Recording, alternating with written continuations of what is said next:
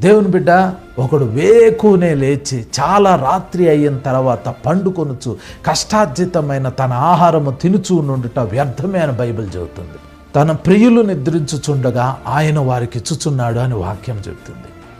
ఆశీర్వాదం అంటే ఏంటో తెలుసా? అది దేవుడిచ్చేది. ఆశీర్వాదం శపింపబడిన ఒక వ్యక్తి జీవితాన్ని మార్చేసిద్ది. శపింపబడిన ఒక వ్యక్తిని సంపూర్ణంగా ఆశీర్వాదంలోకి మార్చగలిగేది ఆశీర్వాదం. ఈరోజు మీ జీవితాలను ఒకసారి పరిశీలన చేసుకోండి. నిజమైన ఆశీర్వాదం నీకుందా?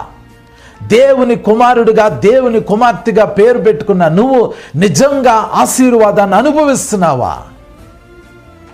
ఆశీర్వాదాన్ని అనుభవించకపోతే ఈరోజు దేవుని వైపు తిరిగి దేవుని పాదాలు గట్టిగా పట్టుకుని దేవునితో చెప్పు, ప్రభువా, నేడు నీవు నన్ను దీవిస్తేనే కానీ నేను నిన్ను పోనీను అని చెప్పు.